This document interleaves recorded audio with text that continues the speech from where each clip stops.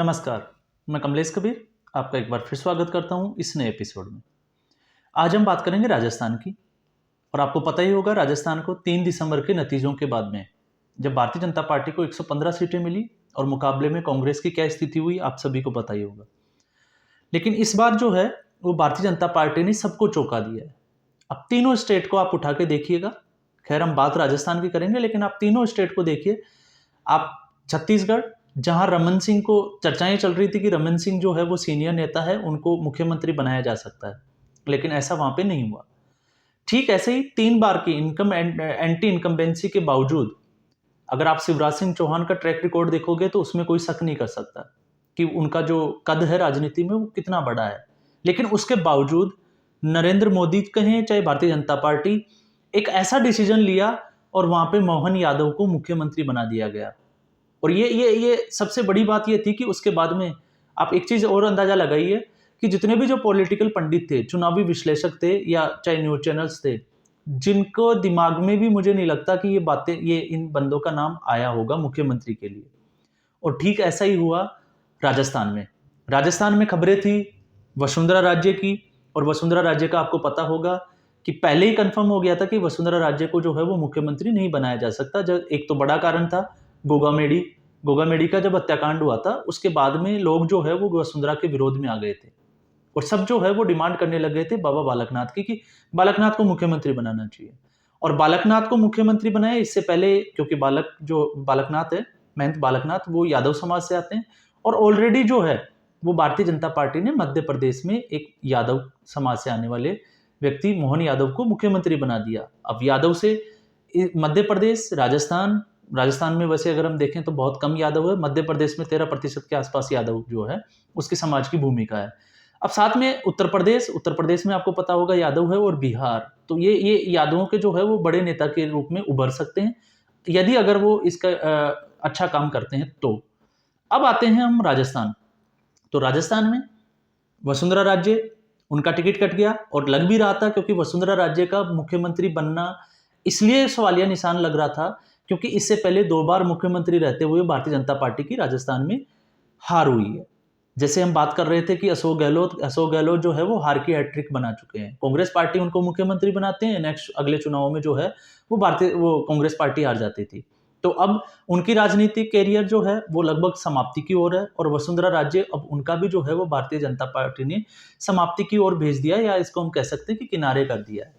क्यों? क्योंकि उनकी एक एज ले सकते हैं, क्योंकि उनकी उम्र जो है वो हो चुकी है, और इसके साथ में 2 बार उनका टेन्योर जो है वो टर्म खत्म हुआ, और उस टर्म के बाद में दोनों बार जो है वो भारतीय जनता पार्टी को हार मिली। और इस बार जो है वो भारतीय जनता पार्टी ने बिना किसी मुख्यमंत्री के चेहरे के राजस्थान में चुनाव लड़ा।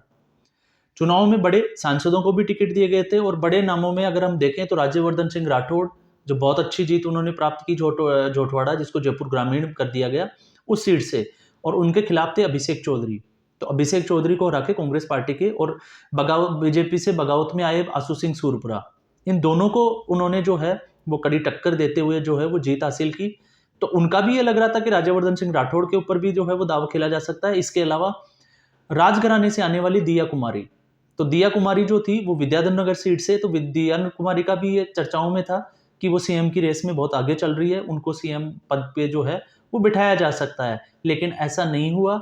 लेकिन एक चीज जरूर हुई कि दिया कुमारी को जो है वो भारतीय जनता पार्टी ने डिप्टी सीएम बनाया। इस बार जो है वो भारतीय जनता पार्टी एक मुख्यमंत्री और 2 उप मुख्यमंत्री के साथ में जो है वो चुनावी मैदान में उतर रही है। दूसरा आपको पता होगा प्रेमचंद बैरवा, जो बाबूलाल नागर, एक समय में जो है वो अशोक गहलोत के राइट हैंड हुआ करते थे बाबूलाल नागर, हालांकि उनके ऊपर दुष्कर्म के चार्ज भी लगे थे। और उसके बाद में हमने वीडियो में बात की थी कि सचिन पायलट के विरोध की वजह से गुर्जर समाज ने जो है वो कांग्रेस पार्टी से थोड़ा सा किनारा किया, नाराजगी व्यक्त की, और उसका पूरा फायदा उठाया प्रेमचंद बैरवा ने और बाबूलाल नागर को चुनाव में बीट किया, तो उनको भी जो है वो उप मुख्यमंत्री बना दिया गया। बाबा बालकनाथ, इसका हम ऑलरेडी एक चर्चा भी कर चुके हैं, वापस से भी मैं रिपीट करूंगा। यादव समाज में आते हैं, अलवर की तिजारा सीट से उन्होंने चुनाव लड़ा था, और वहां पे इमरान खान जो कांग्रेस के उम्मीदवार थे उनको उन्होंने कड़ी टक्कर दी थी और वहां पे जीत प्राप्त की थी, लेकिन उनका मुख्यमंत्री नहीं बनाया गया। भजनलाल शर्मा, मुख्यतः अगर आप देखोगे तो इसमें जो है छत्तीसगढ़ और मध्य प्रदेश की अगर हम बात करें तो वहाँ पे एक मुख्यमंत्री पद का जो चुनाव था वो आउट ऑफ सिलेबस कह सकते हैं हम इसको, कि आउट ऑफ सिलेबस था, मतलब लोगों ने सोचा नहीं था, उसके बाहर से जो है वो नाम निकल के आया। लेकिन राजस्थान की अगर हम बात करें तो ये आउट से भी आउट ऑफ सिलेबस था, मतलब जो आउट माना गया दोनों स्टेट में उससे भी ज़्यादा आउट हो गया था। क्यों हो गया? क्योंकि भजनलाल का अगर आप बैकग्राउंड देखोगे, आप उनका पीछे से देखोगे तो आप देखोगे भरतपुर के रहने वाले हैं, लेकिन पहली बार उन्होंने जो है वो विधायक का चुनाव लड़ा है सांगानेर सीट से। सामने थे पुष्पेंद्र भारद्वाज, कांग्रेस के उम्मीदवार नेता, उनको उन्होंने हराया चुनाव में, और पहली बार जब विधायक बने और पहली बार ही उनको देखो, आप सौभाग्य देखिए कि उनको मुख्यमंत्री का पद मिल गया। इससे पहले वो आरएसएस और एबीवीपी से जुड़े हुए हैं, लेकिन कर्मठ कार्यकर्ता के रूप में जाने जाते हैं, इसलिए उनको 4 बार जो है वो महामंत्री का पद दिया गया था। तो ऐसी स्थिति में भजनलाल के ऊपर जो है वो भारतीय जनता पार्टी ने विश्वास दिखाया है। अब भजनलाल शर्मा जो है वो कितने खरे उतरते हैं ये बाद की बातें हैं, लेकिन इस फैसले ने जो है वो सबको चौंका दिया है। अब लोकसभा चुनाव भी नजदीक है, तो इस फैसले के क्या मायने हैं, इसका हम विश्लेषण जरूर 1-2 दिन में जो है वो अगले वीडियो में जरूर करेंगे कि भजनलाल शर्मा को मुख्यमंत्री बनाने के पीछे भारतीय जनता पार्टी की मंशा क्या रही होगी, और उनका जो है वो लोकसभा चुनाव जो होंगे उसमें वो कैसे प्रभावित कर सकते हैं, और कैसे जो है वो भारतीय जनता पार्टी को लीड में, यानी कि 25 की 25 सीटें, आपको पता होगा इससे पहले भी 25 की 25 सीटें मिली है, और मध्य प्रदेश में भी 28 में से लगभग 27 सीटें। तो ये जो है ये बड़ी, जिसको कहते हैं कि परीक्षा की घड़ी होगी दोनों मुख्यमंत्रियों के लिए। दोनों नहीं, तीनों मुख्यमंत्रियों की हम बात कर लेते हैं, क्योंकि लोकसभा चुनाव बहुत कम समय बचा है, नए मुख्यमंत्री है, नया पदभार है उनका, नया उनका जिसको कहते हैं कि राजनीतिक सफर है, और उसमें जो है वो भारतीय जनता पार्टी या मोदी को थर्ड टर्म के लिए वो कितनी सीटें दिला सकते हैं, ये बड़ा इंपॉर्टेंट हो जाएगा, और उससे तय होगा कि उनकी आगे की राजनीति जो है वो कहाँ तक जाएगी। तो ये बड़ा जो था, लग रहा था कि खबरें ये भी आ रही थी कि वसुंधरा राजे जो है वो हो सकता है भारतीय जनता पार्टी से जो है वो टूट के अशोक गहलोत के साथ में सरकार बना लें, लेकिन खैर वो पॉसिबल नहीं था, हमने पहले भी बात की थी।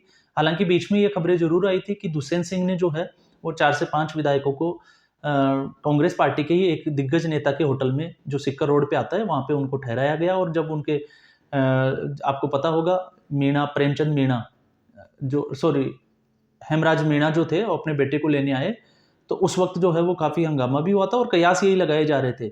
लेकिन भारतीय जनता पार्टी और मोदी की जो पॉलिसी थी वो पहले भी यही थी कि एक पार्टी और एक पद। तो यहाँ पे ऑलरेडी दुष्यंत सिंह जो थे वो एमपी हैं और वसुंधरा राजे जो है वो एमएलए हैं। तो ऐसी स्थिति में दोबारा से इनको जो है वो मुख्यमंत्री बनाया जाना, या दोबारा से इनको टिकट मिल जाएगा, क्योंकि दुष्यंत सिंह का भी अब सोचने वाली बात यह है कि सांसद में जो है वो टिकट मिलेगा या नहीं मिलेगा। इसके अलावा एक नाम और था गजेंद्र सिंह शेखावत, लेकिन गजेंद्र सिंह शेखावत को भी जो है वो मुख्यमंत्री पद नहीं दिया गया है। तो अब ये क्यों दिया गया है, कैसे दिया गया है, हम एक दिन में, 1-2 दिन में जो है वो इसका पूरा विश्लेषण करेंगे। लेकिन आज की खबर यही है कि ये आउट ऑफ सिलेबस जो था वो एक क्वेश्चन था, और उस क्वेश्चन को कोई समझ नहीं पाया। विपक्ष की तो हम बात ही नहीं कर रहे हैं, लेकिन जितने भी जो चुनावी विश्लेषक थे, जो बहुत बड़े बड़े चुनावी विश्लेषक माने जाते हैं, और वो दावे करते थे कि ये हो जाएगा, वो हो जाएगा, 2024 से पहले मोदी ये करेगा, वो करेगा, उन सबको जो है एक बार फिर से जो है वो चकमा दिया है। उनकी सोच से परे हैं, उनके दिमाग में भी नहीं आई होगी ये नाम तो, और उस नाम को जो है वो मुख्यमंत्री बनाना, और ये भारतीय जनता पार्टी ही कर सकती है। एक मायने में ये भी होता है कि ऐसे लोगों को जो है वो राजनीति में आगे बढ़ाने से जो आने वाले जो नए पीढ़ी के लोग हैं, उनको जरूर ये उम्मीद होगी कि भारतीय जनता पार्टी में उनका जो है वो फ्यूचर अच्छा हो सकता है, इसलिए वो इसके साथ जुड़ भी सकते हैं, और जुड़ने के बाद में जो है वो अच्छा काम भी कर सकते हैं। तो ये बड़ी बातें जो है वो इस फैसले का जो है वो क्या मायना है, इसके लिए ये हम कह सकते हैं।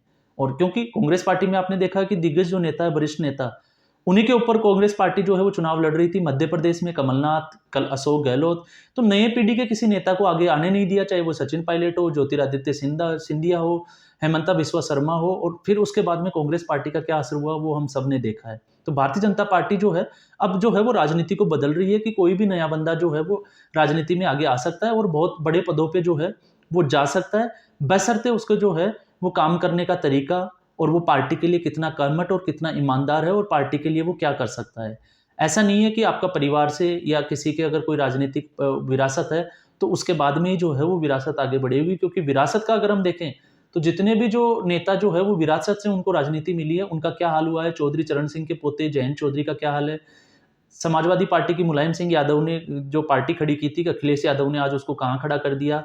ठीक ऐसे ही आप बिहार की देख लीजिए, आप गांधी परिवार की तो हम बात ही नहीं करेंगे क्योंकि वो तो जग जाहिर है, पूरी दुनिया को पता है कि उन राहुल गांधी जो एक वक्त था कि इंदिरा गांधी और राजीव गांधी एक बहुत बड़े प्राइम मिनिस्टर के रूप में जाने जाते थे, और आप आज उनकी जो है वो पोजीशन क्या है उस फैमिली की, वो तो सबको पता है। तो ये जो चीज़ें हैं, ये हमें अंदाजा इन चीज़ों का जो है होना चाहिए। तो आज के एपिसोड में बस इतना ही, फिर हम एक नए एपिसोड के साथ हाजिर होंगे।